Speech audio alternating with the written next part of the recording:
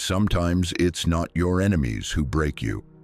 It's the people you once laughed with, the ones you trusted most. Think about that for a moment. An enemy comes at you openly, with no disguise. You see their anger. You hear their insults. You expect their blows. But a fake friend, they smile when you succeed. They hug you when you cry. They sit at your table, share your food, and say all the right words, while inside, resentment is quietly brewing. That is why betrayal from a friend cuts deeper than an attack from an enemy, because betrayal is intimacy turned into a weapon. It's knowledge of your weaknesses twisted against you. It's the one who clapped the loudest at your wins, secretly wishing for your downfall. And the most dangerous part? They rarely show their hate openly. They disguise it under masks. Encouragement that sounds supportive but feels hollow. Jokes that sting more than they should. Silence at the moments when you needed their voice the most. Enemies stab you in the chest. Fake friends stab you in the back, and sometimes you don't realize you're bleeding until it's too late. Resentment doesn't explode. It drips, slowly, quietly, day after day. It is not fire, it is acid, a slow corrosion of the bond between two people. When your so-called friend begins to resent you, it rarely starts with hate. Often, it begins with comparison. You got the job they wanted. You found love while they're still searching. You have qualities they secretly wish they had. Instead of celebrating you, they start to feel smaller next to you. And instead of dealing with their own insecurities, they project them outward, onto you. That projection transforms admiration into envy, envy into bitterness, and bitterness into something darker. That darkness is hidden hate. But here's the catch. Because they still need you for companionship, validation, or even the image of being your friend, they don't walk away. They stay. They linger. And every smile hides a blade. When we get hurt by strangers, it wounds our pride.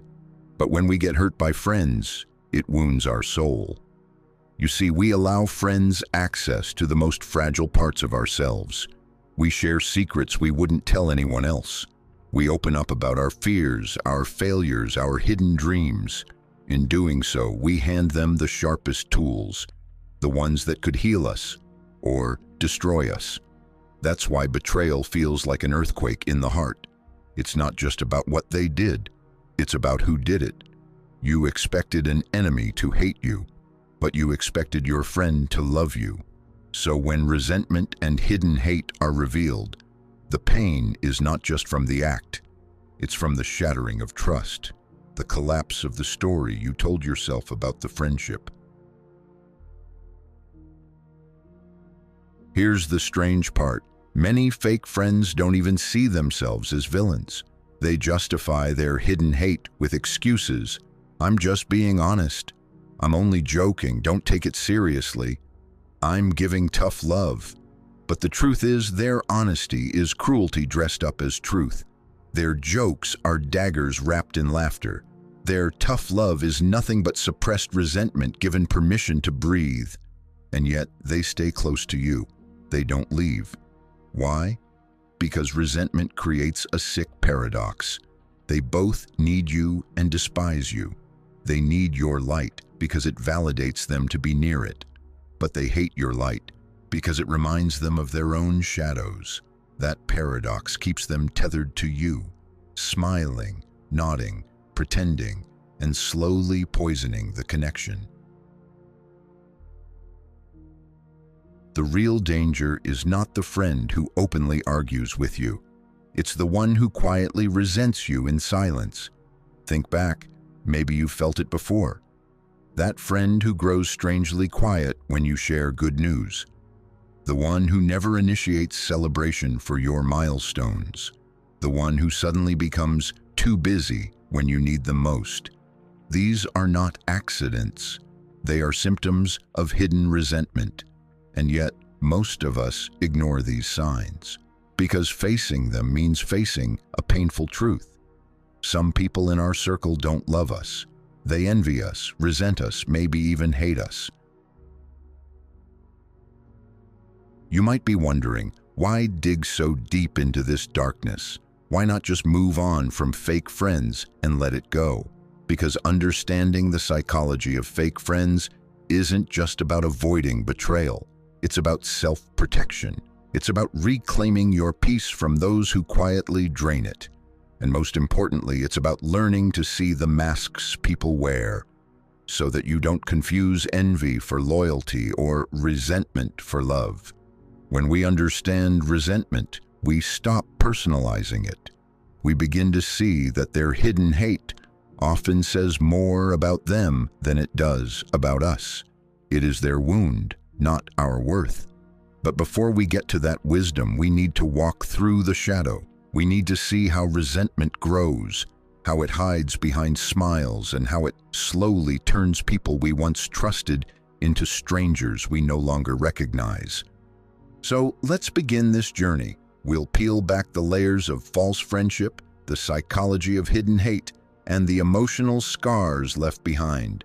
By the end, you'll not only see fake friends more clearly, you'll also understand yourself more deeply, why you tolerated them, why it hurts so much, and how you can rise beyond it. Because the truth is, fake friends don't just break your trust, they teach you what trust really means.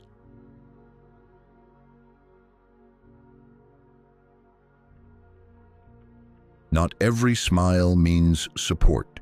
Not every "I'm happy for you" is genuine. Many people wear masks in friendships, saying the right words while hiding the wrong emotions. They congratulate you, but their eyes don't match their voice. They cheer for you, but their silence in private tells another story. Why do they pretend to care when deep down resentment is bubbling inside? The answer is complex, but it begins with one universal truth. People are afraid to reveal the full extent of their inner world. Fear of being judged, fear of being seen as small, fear of losing a connection they still benefit from. So they wear masks. Masks of kindness, masks of loyalty, masks of interest. And under those masks, resentment quietly survives. Let's break down the psychology of why people pretend to be friends, while secretly holding resentment or hate. At first glance, envy doesn't always look like anger. It often looks like forced compliments, exaggerated praise, or overexcitement that feels fake. The motive here is simple. They don't want to expose their jealousy, so they overcompensate with words. In groups, friendships often become unspoken competitions. Who is more successful, more attractive, more respected? Some people stay close to you not because they value you, but because they want to measure themselves against you. Their motive isn't companionship, it's comparison. A fake friend may resent you, but leaving you would mean facing loneliness. So they stick around, pretending to care even as their bitterness grows. They'd rather suffer the discomfort of pretending than face the pain of being alone. Some people remain your friend because it looks good to be around you. They want to be associated with your light, your success, your circle, even if they despise it privately. At its root, humans are social creatures. From an evolutionary standpoint, being part of a group increased chances of survival. This instinct still lingers today. Sometimes, even if resentment is strong, people remain in fake friendships because belonging, even a false belonging, feels safer than isolation. Fake friends rarely say, "I resent you." Instead, they communicate through coded language, backhanded compliments. "You're so lucky. I wish I could just stumble into opportunities like you." Subtle minimization. It's not that big of a deal, anyone could have done it. Deflection, yeah, you got promoted, but wait until you see how much stress comes with it. This kind of language is meant to appear supportive, but beneath it lies a motive. To downplay your joy, to soften your achievements, to quietly remind you not to feel too proud. The mask is in the tone, the motive is in the undertone. Envy is the seed from which resentment often grows. It is one of the most corrosive emotions because it forces a person to measure their worth not by their own progress, but by yours. Nietzsche once described envy as the green-eyed monster that never sleeps. Freud, too, saw envy as one of the root causes of human discontent, pointing to the way people often disguise it under civility. The psychology of envy works like this. They admire you. That admiration makes them feel inadequate. To protect their self-image, they begin resenting the very thing they once admired. This is why someone can go from cheering for you to resenting you without you ever doing anything wrong. Your success didn't cause their hate, their comparison did. You may have noticed it before, the friend who shows up for you, but only halfway. They're at your birthday dinner, but they seem distracted. They clap when you share good news, but their smile doesn't reach their eyes. This is the strange duality of fake friends. On the surface, they seem supportive. Beneath the surface, they're secretly hoping for cracks in your happiness. Psychologists call this ambivalent relationships. Relationships where positive and negative emotions coexist. And research shows that these relationships, where someone is both friend and rival, are more stressful to the human body than outright hostile ones. Think about that. Your fake friend may be more damaging to your mental health than your enemy. Because with an enemy, you know where you stand. With a fake friend, you're constantly in limbo, wondering if their care is real. The cost of pretending for the fake friend, wearing masks, comes with a cost. It drains their energy to keep acting supportive while harboring resentment. But the bigger cost is yours, because their hidden motives slowly erode your peace. Their words plant tiny seeds of doubt in your mind. Am I being too proud? Did I really earn this success? Maybe I should tone myself down so they don't feel bad. This is where the danger lies. Fake friends not only resent you, they make you resent yourself. Let's make this real. Imagine you just landed your dream job. You tell your closest friend. A real friend says, "I'm so proud of you. You've worked for this and you deserve it." Let's celebrate. A fake friend says, "Congrats, I guess." But you know, jobs like that are really stressful, right? I hope you can handle it. Or imagine you just started dating someone amazing. You share it with your friend. A real friend says, "I'm so happy you found someone who treats you right." A fake friend says, "Don't get too excited. People change after a few months. It's subtle. But over time, these subtle stings pile up. And they reveal the truth. Behind the mask of care is a motive of resentment. Understanding the motives of fake friends isn't about paranoia. It's not about suspecting every friend of betrayal. It's about sharpening your awareness. When you can recognize masks and motives, you protect yourself from confusion. You stop taking their words at face value and you begin reading between the lines. You stop over-explaining your success to people who are secretly rooting against you. And most importantly, you reclaim your emotional energy from those who never truly deserved it. So why do fake friends pretend to care? Because it's easier to wear a mask than to face their own insecurities.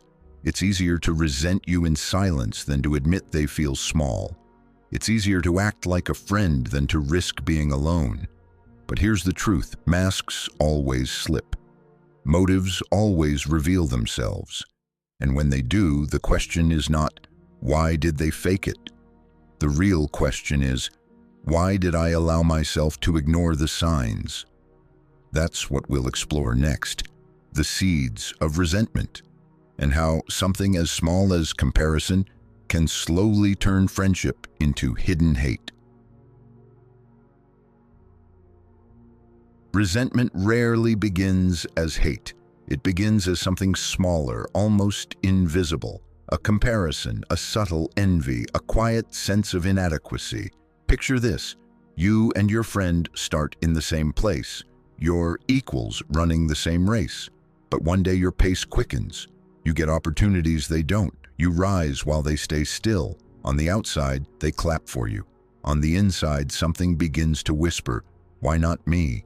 That whisper is the seed of resentment. It doesn't explode overnight. It grows slowly, fed by comparison, watered by insecurity, and protected by silence. Comparison is natural. We all do it. But within friendships, comparison becomes dangerous because, unlike with strangers, your progress feels personal to them. If a celebrity buys a new house, your friend might feel admiration. But if you buy one, they might feel jealousy. Why? Because your life is a mirror to theirs. Your wins shine a light on their losses. Your joy becomes a measure of their pain. Psychologists call this relative deprivation. The feeling of being deprived not because you lack, but because someone close to you has more. And nothing fuels resentment like this kind of comparison. Strangely, resentment often starts in admiration. They once looked up to you. They once said, "I wish I could be like you." But admiration has a dark side. If it lingers too long without growth, it turns bitter. Instead of saying, "I'm inspired by you," they begin saying, "I hate that you make me feel small." This is where the shift happens. A friend who once celebrated your progress now quietly resents it. And the closer the friendship, the deeper the sting. At its root, resentment is less about you and more about them. It grows from insecurity, the belief that they are less than, unworthy, overlooked. But instead of dealing with their insecurity, they project it onto you. You become the symbol of everything they feel they lack. If you are confident, you remind them of their self-doubt. If you are successful, you remind them of their stagnation. If you are loved, you remind them of their loneliness. And so, instead of facing their wounds, they cover them with resentment. Resentment rarely screams in the beginning. It whispers through microaggressions, subtle put-downs. "You look good, but that outfit is a little too much." Minimizing success. "Yeah, you did well, but that's not really a big deal." Passive silence. Not showing up to support you, not congratulating you, not being there when you need them most. These microaggressions are like cracks in the foundation. Small at first, but over time they widen. And if you ignore them, the entire friendship begins to collapse. There's another layer. Sometimes resentment grows because of unspoken expectations. Maybe your friend feels you owe them something. Maybe they supported you in the past, and now they feel you haven't paid them back. Maybe they believe friendship means equality, and your success feels like betrayal of that contract. This is the psychology of entitlement resentment, the feeling that "I deserve what you have," or "you should have brought me with you." And when those expectations aren't met, resentment becomes their silent protest. Friedrich Nietzsche spoke about a concept called ressentiment, a deep, festering bitterness that grows when people feel powerless to change their lives. According to Nietzsche, those who live in ressentiment don't confront their own weakness. Instead, they shift blame outward. They say, "It's unfair that you have what I don't." This is exactly how fake friends operate. Instead of facing their own insecurities, they transform them into hidden hostility toward you. Their smile hides the wound, but the wound controls their actions. Sigmund Freud also offered insight here. He believed that unexpressed feelings never disappear. They simply get buried and return in distorted forms. That's what resentment is: repressed envy returning as fake laughter, repressed hate disguised as polite support. They don't say, "I'm jealous," they say, "Good for you." But their body language tells the truth. Once resentment takes root, it begins to corrupt every interaction.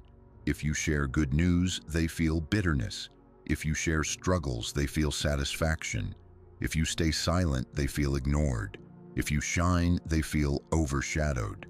No matter what you do, it becomes fuel for their inner conflict. This is why resentment is so poisonous. It doesn't just affect one moment, it colors the entire friendship. Even small conversations become battlegrounds of hidden tension. Resentment doesn't always appear right away. Sometimes it takes years. A friend may be loyal at first, but as life paths diverge, comparison creeps in. This is why long friendships are not always safe friendships. Sometimes the very history that bonds you becomes the soil in which resentment grows. The more they remember where you both started, the harder it is for them to accept where you ended up. So why don't we notice when resentment begins? Because we don't want to. We crave harmony. We want to believe our friends are happy for us. So we excuse their microaggressions. They're just joking. They've been stressed lately. They didn't mean it that way. But ignoring the seeds of resentment doesn't make them disappear. It only gives them more room to grow. Imagine two childhood friends, Mia and Sarah. They grew up together, studied together, and promised to always support each other. One day, Mia gets a promotion. Sarah congratulates her, but inside, she feels small. She tells herself, "I should be happy for her." But instead, she feels bitterness. Over time, every achievement Mia has makes Sarah feel worse. She stops texting as often. She jokes about Mia being too busy now. She downplays Mia's struggles, saying, "You have it all. What do you have to complain about?" The resentment grows. Sarah doesn't leave the friendship, but she no longer celebrates Mia. She stays wearing the mask of care while secretly resenting every success Mia achieves. This is how resentment destroys friendships, not with explosions, but with erosion. The seeds of resentment are small, but powerful.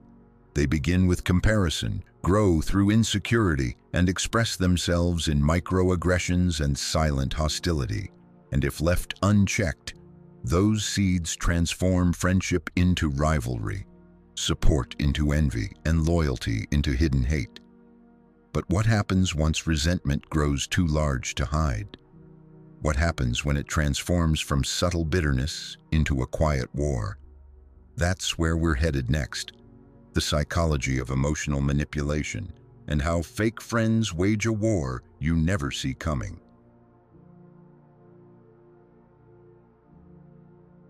Fake friends rarely fight with fists or screams. Their battleground is subtler. A war fought with words, silences, and emotional manipulation. This is not the kind of war you can point to and say, "Here's the proof." It's invisible, deniable, and often dismissed as overthinking. That's what makes it so dangerous. By the time you realize you're in a war, you've already been wounded many times. This war begins the moment resentment grows too large to hide. Since they cannot confront you openly without risking exposure, fake friends turn to subtler weapons: guilt, gaslighting, backhanded compliments, and strategic silence. A backhanded compliment is not just a joke, it's a dagger dipped in sugar. "Wow, you're doing great for someone like you. You look good in that outfit. It hides your flaws really well." Congrats on your job. I mean, it's not the best company, but hey, it's something. These phrases sound harmless, even supportive, but underneath they carry poison, a reminder that you're not as good as you think you are. Why do they use this weapon? Because it allows them to wound you without ever appearing hostile. If you call them out, they can laugh and say, "Relax, I was just kidding." And you're left feeling both hurt and guilty for being too sensitive. Gaslighting is the art of making you doubt your own reality. It's one of the favorite tools of fake friends because it keeps them in control while making you feel unstable. Examples: you notice their bitterness and ask about it. They reply, "Wow, you're imagining things. Why would I ever be jealous of you?" You sense they weren't happy for your achievement. They insist, "Of course I was. You always twist everything I say." The result? You start doubting yourself. You second-guess your intuition. You begin to wonder if maybe you're the problem, and that's exactly what they want. Sometimes the most painful weapon is silence. When you need them most, they disappear. When you share your joy, they give no response. When you pour your heart out, they nod blankly. This silence is not accidental, it's deliberate. It's their way of withholding validation, of making you feel your happiness is unworthy of celebration. Strategic silence teaches you a cruel lesson. Don't expect me to cheer for you. Don't expect me to care. Another tactic is to manipulate you through guilt. They remind you of the times they were there for you, often exaggerating or distorting the truth, to make you feel indebted. "Remember when I supported you back then? And now you don't even have time for me? You've changed. You don't care about our friendship anymore." By framing themselves as the victim, they trap you. You end up apologizing, overcompensating, and shrinking yourself just to keep the peace.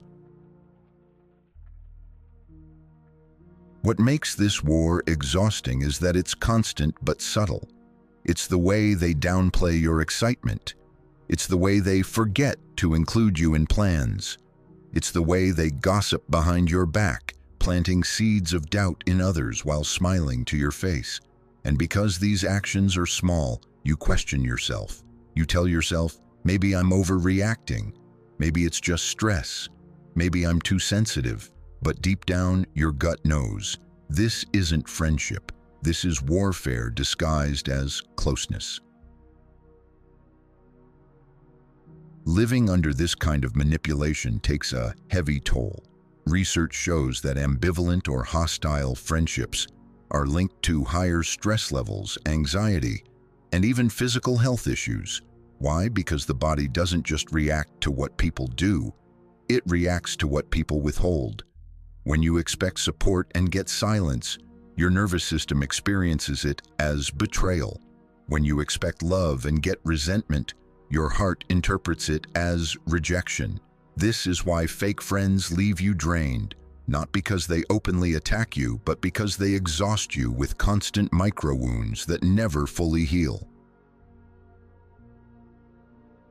What makes them even more dangerous is their double life. To you, they're cold or distant, but to others, they present themselves as your biggest supporter.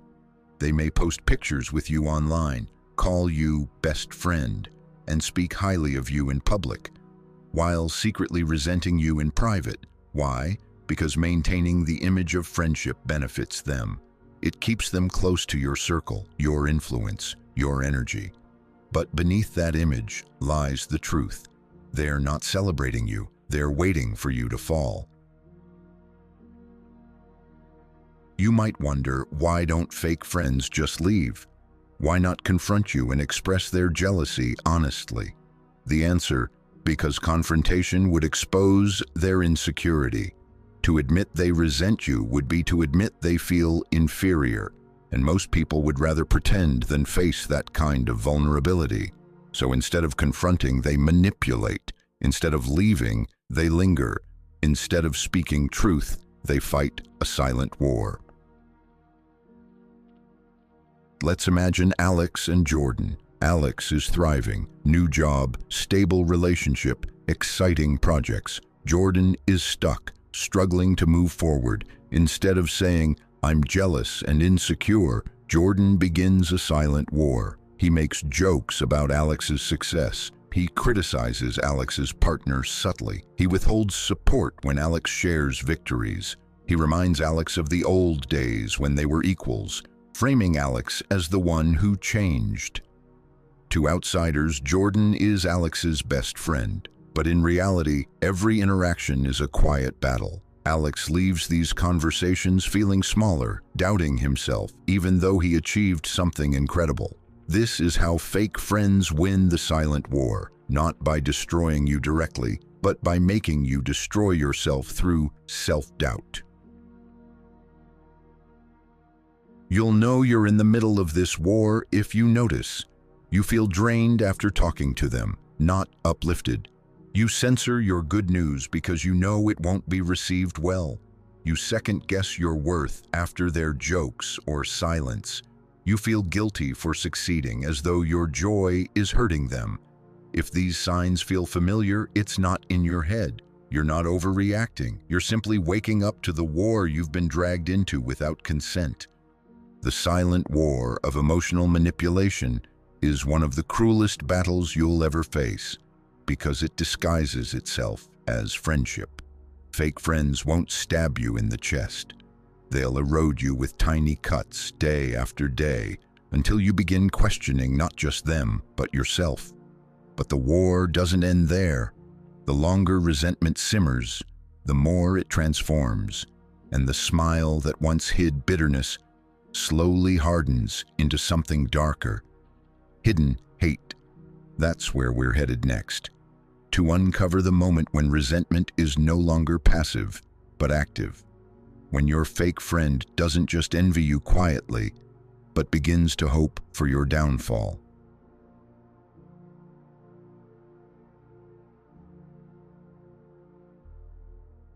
After fake friendships, your soul needs detox, because the poison isn't just in them, it lingers in you too. Their words echo, their doubt seeps into your self-image. Their absence creates wounds. The first step is to cleanse. Journal your feelings. Speak your truth, even if only to yourself. Name the betrayal so it no longer hides in shadows. The deepest wound fake friends leave is not distrust of others. It's distrust of yourself. You wonder, how did I not see it? Healing means forgiving yourself for being blind. You weren't weak. You were kind. You weren't foolish. You were loyal. Your openness wasn't the problem. Their deceit was. When you rebuild trust in yourself, you regain the courage to trust others. Healing also means making a vow. Never again will you trade authenticity for illusion. It's better to have one real friend than 10 fake ones. Better to eat alone in peace than sit at a crowded table where resentment hides behind smiles. When you choose authenticity, you protect your heart. You create space for connections rooted not in envy, but in mutual respect. Real friends may not always be perfect, but they are consistent. They cheer when you succeed, cry when you fail, and stand when everyone else leaves. They don't compete with your light. They shine alongside it. They don't resent your growth. They grow with you. They don't hide behind masks. They meet you face to face, flaws and all. So here's the truth. Fake friends will always exist. Resentment will always find its way into human hearts. But you have a choice. You can keep clinging to masks, or you can walk toward authenticity. Don't wait for betrayal to reveal itself. Listen to your gut, protect your peace, and most of all, never fear walking alone. Because walking alone in truth is always better than walking together in lies. Fake friends teach us painful lessons. They show us the cost of blind trust. They reveal the dangers of hidden hate. But they also push us toward something greater: clarity. Clarity to know who is real. Clarity to protect our hearts. Clarity to build connections that heal instead of harm. So if you take one thing from this, let it be this: you don't need everyone to like you. You don't need everyone to stay. You just need the few who love you without resentment, without envy, without masks. Because in the end, it's not about how many friends surround you. It's about how many of them are true.